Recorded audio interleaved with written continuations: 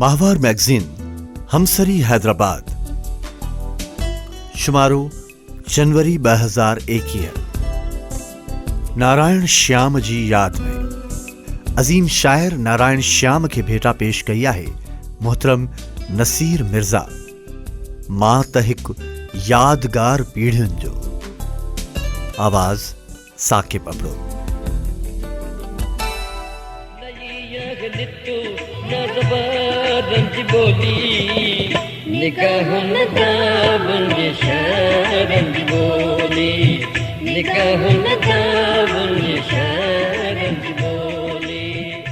नाई जनवरी 1989 जंहिं सुबुह जो हिंद सिंध जे जदीद सिंधी शायर नारायण श्याम जे देहांत जी ख़बर सिंधी अख़बारुनि में छपी। आउं कराचीअ में हुअसि।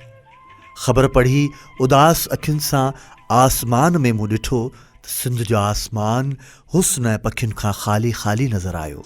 अहिड़ी उॿाणकाईअ में दिलि चाहियो कंहिंसां फ़ोन ते ॻाल्हायां, पंहिंजो ॾुख शेयर करियां।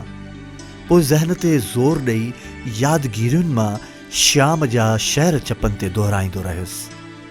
तुंहिंजी संभार आई, दिल जो कंवल टिड़ी पियो, निकितो को ज़िक्र अहिड़ो जो बात बात चमकी, आवाज़ रंग लातो वरती ख़याल सूरत, ॾातर जी ॾात चमकी, शायर जी बात चमकी। पोइ अंदर मां आवाज़ आयो, हिकु सदीअ खां पोइ पिणु शायदि के आलिम ऐं अदीब श्याम जे शहरनि मंझां ॻोल्हे लहनि नुक़्ता नवां। तॾहिं श्याम जो ही शेर बि यादि आयुमि। पहुतासीं कहिड़े माॻ वञी छा कंदे पुछी, हा ॾिस त हिन सफ़र में लंघियासीं किथां किथां। पोइ लॻो श्याम जा शेर सिर्फ़ शेर न, इंड लठ रेखा आहे, जिन जा रंग संदसि विसाल जे सदमे सबबि ॼण लुड़कनि जी धुंध या शायदि दहलीअ में कंहिं शमशान घाट तां संदसि अग्नि संस्कार वारे दूंहें बाइस ज़हन में धुआंटबा धुंधलाइबा पिया वञनि। केॾो न बोझल ॾींहुं हो उहो मूं लाइ। ऐं उन वक़्तु कराचीअ वारे क़दीम बॉम्बे होटल में चित्रकार ख़ुदाबख़्श अबड़े जे आर्ट स्टूडियो में वेठो हुउसि। तॾहिं टेबल वटां उथी बालकनीअ में गुलनि वारी कूंडीअ वटि अची बीठुसि त श्याम जो ही ख़ूबसूरत शेर यादि पियो। पोपटनि बाबति त सोचियो ई न होम, मूं त गुल पोखिया ईअं ई शौक़ मां। ख़ुदाबख़्श जो ठाहे ॾिनल कॉफ़ीअ जो कोप थधो थींदो रहियो ऐं दूर सरहद पार खां श्याम जी ॾुखोयल हीअ सदा ईंदी रही, अलाए कहिड़ी घड़ी श्याम उन मां निकितासीं, वतन वरण त छा सरहद ॾिसण नसीब न थी। सिंध कराचीअ में विरहाङे खां अॻु शेख अयाज़ साहब ऐं नारायण श्याम पाण में कॉलेज फेलो हुआ। विरहाङे जो हाञो शुरू थियो त श्याम सिंध मां लॾियो। शेख अयाज़ हुनखे कराची बंदर ताईं छॾण वियो। पोइ बॉम्बे बंदर ते लहण ऐं दहलीअ में तन्हा तन्हा भिटकंदे श्याम दिल जो हाल हुन शहर में बयानु कयो। घुमियुसि शहर में पे अकेलो अकेलो, त को पाण जहिड़ो मिले कंहिं घिटीअ में। तॾहिं हिंद ऐं सिंध में हिंदू मुस्लिम झेड़ा झगड़ा ऐं इंसानियत जो हर तरफ़ खून वहंदो ॾिसी दिल सां दाह कयईं। बरे मस्जिद में ऐं मढ़ीअ में ॾियो, पर न धर्मनि जो अंधकार वियो। हाणे इहा ॻाल्हि बि तय त सन 1947 ते भारत श्याम जो महज़ सखणो शरीर ई वियो हो। हुन जो रूह त सिंध जी हवाउनि ऐं ॿोलीअ में हो। तॾहिं हिंदुस्तान में छिड़ विछड़ सिंधी हिंदू ख़ानदाननि ऐं सिंध ते धारियनि जी यलगार ॾिसी हुन ॾुख मां आवाज़ बुलंद कयो ऐं सुजाॻीअ जो सॾु ॾिनो, अला ईअं न थिए जो किताबनि में पढ़िजे त हुई सिंध ऐं सिंध वारनि जी ॿोली। अला ईअं न थिए जो किताबनि में पढ़िजे त हुई सिंध ऐं सिंध वारनि जी ॿोली। निगाहुनि अदाउनि इशारनि जी ॿोली। अगस्त सन 1988 धारे पुराणी सखर वारे घर जी स्टडीअ में अयाज़ साहब खां पुछियो हुम, जदीद सिंधी शाइरनि में अव्हां जी पसंदि जो शाइर? तॾहिं शेख साहब झट जवाब ॾिनो, सिर्फ़ नारायण श्याम। साणस बेपनाह मोहब्बत में अयाज़ साहब सुर नारायण श्याम बि लिखियो, जंहिंमें चयाई, आहे अधूरी तो बिना ये जा मुंहिंजी मुंह सामीअ वांगुर तूं सदा रहंदे सिंध में। अयाज़ साहब पंहिंजे किताब में लिखियो, मूं श्याम खे चयो, श्याम तूं अॻे जन्म में विद्यापति हुए छा? श्याम चपन ते आंगुर रखी चयो, ओ मतां ॿिए कंहिंखे ॿुधाई, पोइ हिकु वॾो टहिक ॾिनो आहे। शेख अयाज़ साहब वधीक लिखियो, मूं हुनखे चयो, श्याम सिंध सुंढ नाहे, भिटाईअ खां पोइ सचल सामी तोखे ऐं मूंखे जनम ॾिनो अथाई। भारत में एतिरा शाइर 2000 सालनि में पैदा न थिया आहिनि जेतिरा सिंध 250 सालनि में पैदा कया आहिनि। किताब नारायण श्याम शख्सियत ऐं फ़न जे मुहाग में सिंध जे क्लासिकल हिंदू मुस्लिम अज़ीम शाइरनि जे पस मंज़र में मोहम्मद इब्राहिम जोये साहब लिखियो आहे, असीं सिंधी हिकु क़ौम आहियूं। धर्म ऐं मज़हब जे बुनियादनि ते क़ौमुनि जी विरासत ऐं विरहाङे खे असीं कोन था मञूं। सिंध ऐं सिंधी ॿोलीअ जा शाह, सचल, सामी ऐं दिलपत, या सिंध ऐं सिंधी ॿोलीअ जा श्याम ऐं अयाज़ जज़्बे ऐं ख़्याल जी हिक ई दुनिया में बीहारे असांखे हिकु क़ौम बणाइनि था। जोए साहब जी राय जे तसलसुल में मुंहिंजो ख़्याल हो त 25 जुलाई 1922 ते ॻोठ खाही कासिम ज़िले नवाबशाह में जदीद सिंधी शाइरीअ जो जेको अधु दायरो नारायण श्याम जे नाले सां पैदा थियो हो, सिर्फ़ 1 साल खां पोइ उहो दायरो 1923 धारे शिकारपुर में शेख अयाज़ जे जनम सां ॼण मुकम्मल थी वियो। ईअं 20वीं सदीअ में हिक ई वक़्तु असां 2 महान शाइरनि खे हिक ई सदीअ में मौजूदु ॾिठो, ऐं इहो कंहिं मौजज़े खां घटि किथे हो।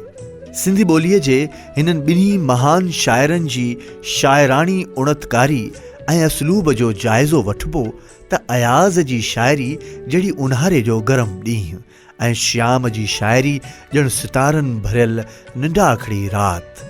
अयाज़ जी शख़्सियत ईअं ॼण भंभट भंभट बाहि ॿरे, ऐं श्याम जो धीरज धीरज भरियो स्वभाव ईअं ॼण रण में राति ठरे, ऐं अयाज़ जो मिज़ाज वॾी पखेड़ में पखड़ियल बड़ जो वण। उन जे मुक़ाबले में श्याम जो स्वभाव ॼण पिपर जो वण। अयाज़ जी शाइरी पढ़ो त जहिड़ा सिज जा ताव ततल किरणा, श्याम जी कविता पढ़ो त जहिड़ी कंहिं छांव भरे वण जी थधी थधी थधिकार। श्याम पाण त चयो आहे, अच अच साए वण जे हेठां, छांव न मिलंदई सुकल वण खां। अयाज़ ऐं श्याम जे तख़य्युल में वाज़े फ़र्क़ु हीउ बि आहे त अयाज़ वटि अना ऐं अडंबर नज़र ईंदो, श्याम वटि नम्रता, न्याज़मंदी ऐं इनकिसारी नज़र ईंदी। हुजे जा खाण ख़ूबियुनि जी ऐं ख़ामिन खां बिना ख़ाली, न पंहिंजी ज़िंदगी अहिड़ी न पंहिंजी शाइरी अहिड़ी। श्याम जी शाइरीअ जो अभ्यास कबो त उन में चित्र ऐं अक्स चिटियल नज़र ईंदा। जी हा, एहसासनि सां भरियल ज़िंदा ऐं जावेद अक्स।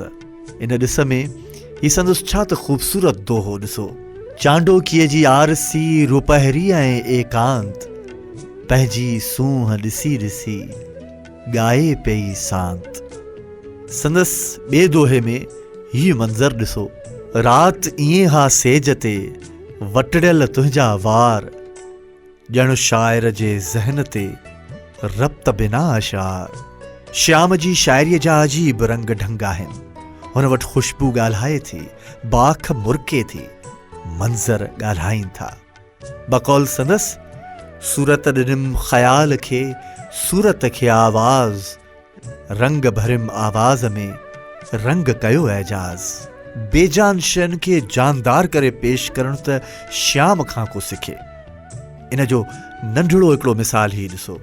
इजो उस पई चिंबड़े ईअं गुलनि खे, बुखियो चिंबड़े जीअं को अभम थणनि खे।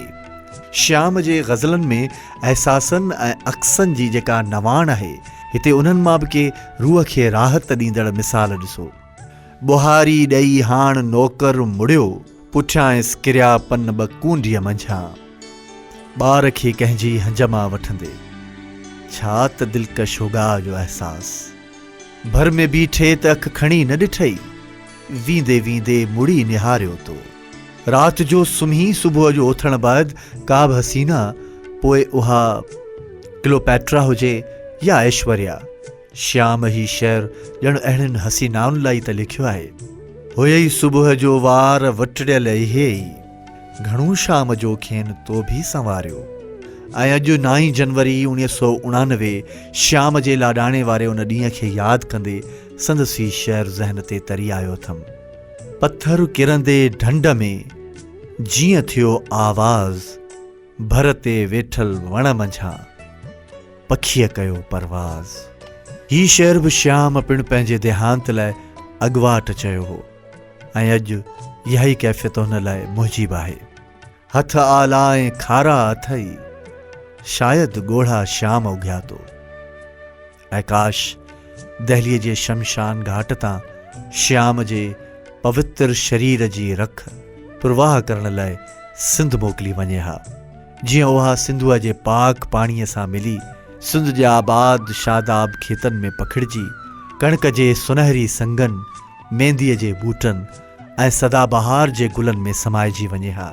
ऐं हिन महान सिरजणहार जा रंगारंग सपना सिंध देस जी वस्तीअ वस्तीअ ऐं वाहण वाहण में अज़ल अबद ताईं झूमंदा रक़्स कंदा रहनि हा।